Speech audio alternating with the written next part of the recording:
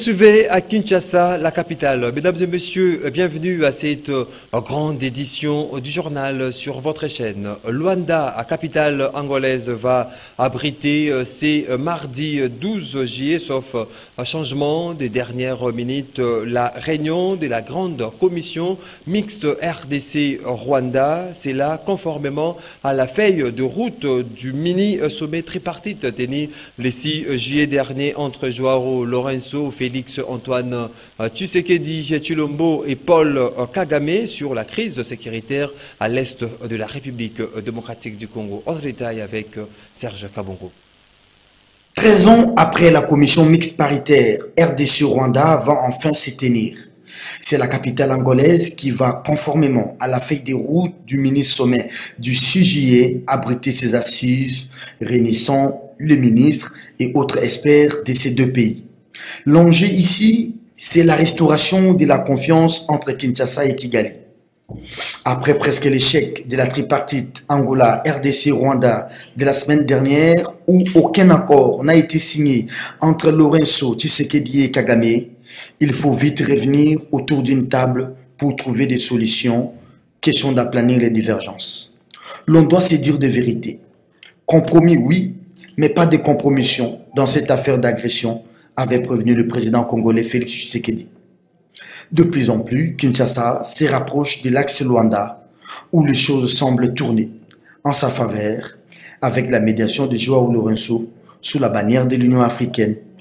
L'appropriation de cette crise sécuritaire à l'est du pays par l'Union africaine relance directement la CRGL, Conférence internationale des régions des Grands Lacs, une structure pourtant efficace, mais qui a été mise en berne au bénéfice de la SADC, comme celui de la communauté des États de l'Afrique de l'Est EAC. Quelle chance, quelle marge de manœuvre pour la fameuse commission mixte et qui est en passe de renaître de ses cendres. Dès lors, l'on sait que Kinshasa et Kigali, chacun campe sur sa position et que depuis Nairobi, en passant par Luanda, que des résolutions, cesser les faits, retrait des troupes, mais cependant, aucune évolution notable sur le terrain. C'est le langage des armes qui continue pour ne pas parler de statu quo. Comme pour dire, chacune des parties a sa propre lecture de ces différentes résolutions de la capitale kenyane comme angolaise. Reste à savoir aussi si le deuil qui vient de frapper la médiation par la disparition de l'ancien président José Eduardo dos Santos ne va pas décaler le calendrier des travaux. La dernière commission mixte entre la République démocratique du Congo et le Rwanda date du 18 décembre 2009. Reprise ce lundi 11 juillet de l'affaire Bukanga-Lonzo, mettant en cause Matata Ponyo, Patrice Kitebi et Christophe Globert, a été renvoyé au jeudi 14 juillet prochain. La Cour de cassation a été obligée d'ordonner la remise en vue de trouver un interprète pour les déclarations de prévenu Globert. Le point avec Serge Kabongo, encore une fois de plus. Nouvelle audience ce lundi 11 juillet dans l'affaire Bukanga-Lonzo. La Cour de cassation a renvoyé la cause au jeudi 14 juillet prochain. Et pour cause, la composition a constaté l'absence de l'interprète de Christo Globert, gérant de la société Africom, une firme sud-africaine, citée également dans cette ténébreuse affaire. Absent à la précédente audience, le principal accusé, l'ancien Premier ministre Augustin Matata Ponyo, était présent l'avant-midi de ce lundi. Lui et plusieurs de ses anciens collaborateurs devenus sénateurs et députés sont accusés d'avoir détourné à de fins personnelles ou laissé détourner plusieurs dizaines de millions de dollars sur le fonds destiné à un projet pilote de parc agro-industriel de Bukanga-Lonzo. Rappelons qu'en novembre de l'année passée, la Cour constitutionnelle s'était déclarée incompétente pour statuer sur ce dossier. Et la partie Matata martèle jusqu'à ces jours qu'il y a un vide juridique en RDC s'agissant des poursuites contre un ancien Premier ministre qui aurait commis de griefs pendant l'exercice de ses fonctions. Le sénateur Matata Ponyo, qui a été intronisé candidat à la prochaine élection présidentielle par son parti politique, dénonce une affaire politique pour faire taire ses ambitions. Tout à fait autre chose. À présent, l'univers tout entier célèbre le 11 juillet de chaque année la journée mondiale de la population. 8 milliards d'êtres humains sur Terre vers un avenir résilient, exploiter les possibilités et garantir le droit et le choix de tous. Tel est le thème retenu cette année pour la célébration de cette journée. La dite journée vise à attirer l'attention sur l'importance et l'urgence et l'importance des problèmes démographiques. Nancy Eleka nous en parle. Cette année, la journée mondiale de la population est placée sous le thème 8 milliards d'êtres humains sur Terre vers un avenir résilient, exploiter les possibilités et garantir les droits et les choix de tous. Cette journée est l'occasion de célébrer le progrès de l'humanité. En effet, les sociétés qui investissent dans leur population, dans leurs droits et leurs choix ont prouvé à maintes reprises que telle est la voie de la prospérité et de la paix auquel chacun aspire et que chacun mérite. Ainsi, le Fonds des Nations Unies pour la population, UNFPA, plaide pour la mesure et l'anticipation des évolutions démographiques. Né en 2011, le monde avait atteint une population de 7 milliards d'individus. Cette année, ce nombre est passé à 8 milliards. Le progrès dans le secteur de la santé est l'un des facteurs ayant concouru pour augmenter l'espérance de vie en réduisant la mortalité maternelle et infantile et a permis le développement des vaccins en un temps record. Ainsi, dans son message à l'occasion de la célébration de cette journée de la population, le ministre d'État du Plan, Christian Mwandontsima, estime qu'il faudrait s'atteler sur les urgences liées aux problèmes démographiques. Cette journée revêt un intérêt particulier pour notre pays, qui fait face aux défis majeurs liés à la trilogie population, développement, environnement. Il s'agit notamment de la forte fécondité au niveau national, couplée à la précocité, la mortalité maternelle élevée, la violence sexuelle très courante et l'absence de données à jour et fiables pour la planification du développement. Le dernier recensement général de la population et de l'habitat datant de 1984. Les projections faites à ce jour, selon l'annuaire statistique 2020, renseignent que la RDC compte plus de 90 millions d'habitants, en majorité jeunes. Durant ces 15 dernières années, le pays a affiché en moyenne annuelle un taux de croissance démographique de 3,1%. Dans un monde idéal, 8 milliards de personnes signifierait 8 milliards d'opportunités pour des sociétés plus saines, autonomisées par leurs droits et leurs choix.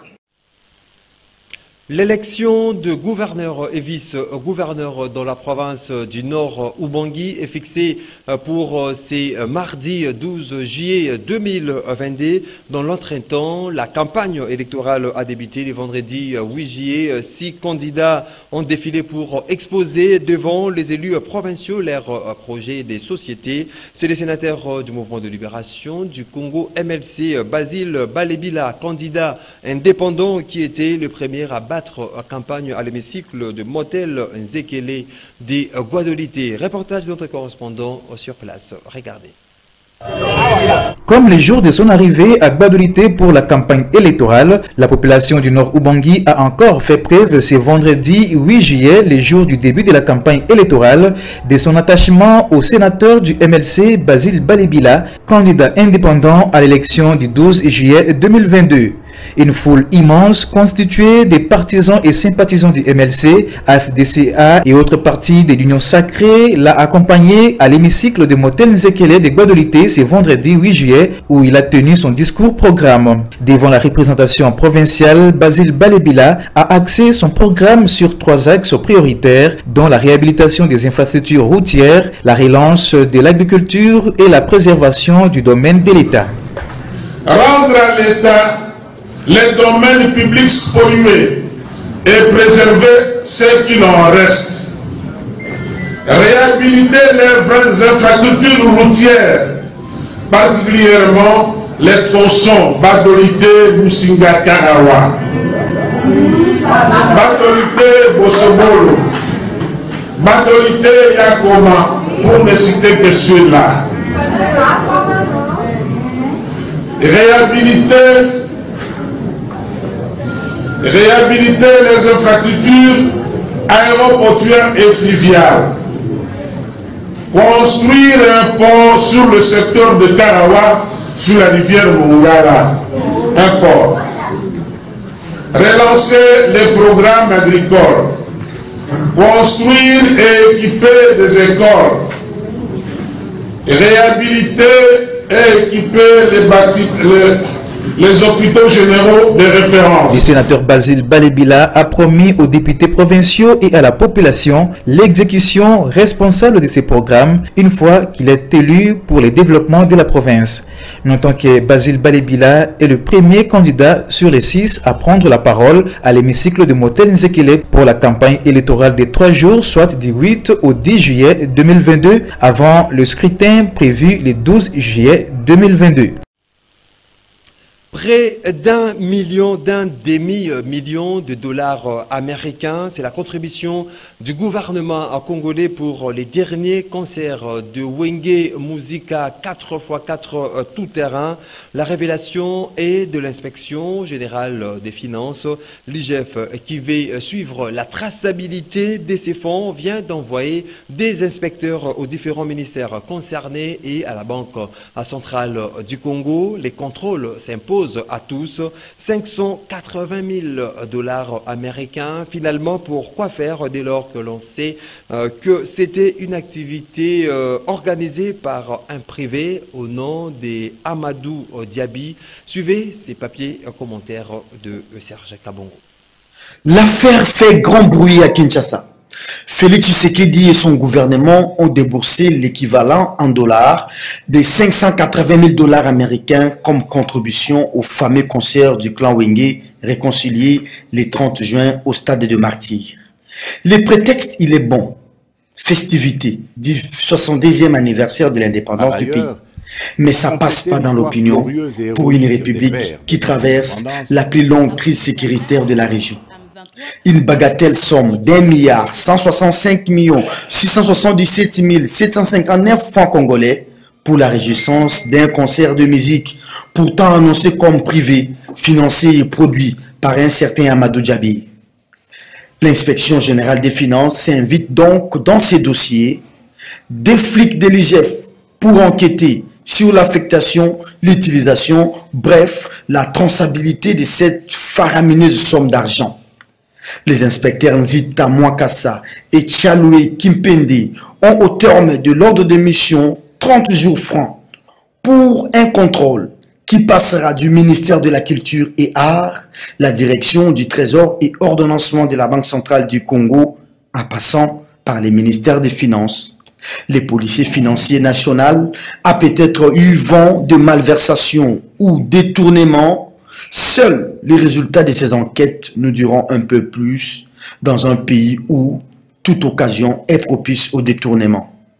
Un demi-million de dollars américains. Certains estiment que ces fonds pouvaient servir à d'autres projets comme l'éducation, la santé, la sécurité, mais hélas, la priorité de Félix Tshisekedi et son gouvernement est ailleurs. Que vive donc la République des fêtards. Pendant qu'on claironne dans toutes les langues sur l'agression rwandaise, il y a encore des dirigeants en lieu et place. Des prêchés par exemple, ils préfèrent danser le ndombolo.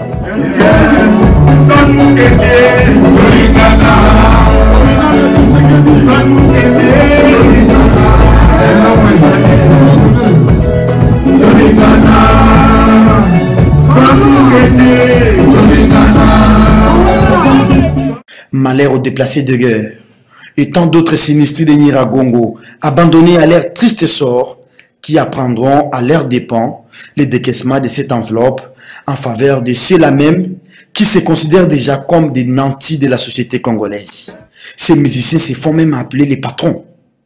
Décidément, dans cette affaire, le pouvoir a montré à la face du monde non seulement sa priorité, mais aussi son vrai visage. C'est aussi ça, les changements tant entendus par les Congolais. L'alternance sans alternative. Il est grand temps de changer les fusils d'épaule. 2023, c'est déjà demain. Et le verdict du peuple risque d'être sans appel. Mais en attendant, oublions tout et dansons Ndo.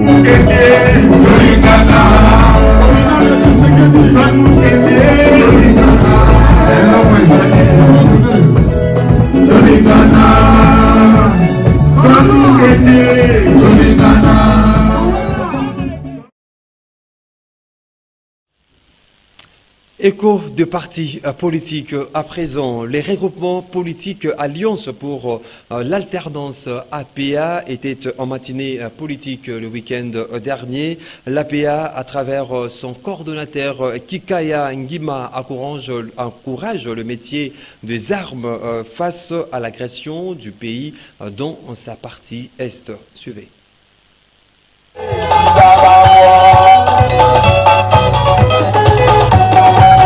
Face à l'agression injuste qu'est subie la République démocratique du Congo, l'Alliance pour l'alternance APA encourage les jeunes à embrasser le métier des armes.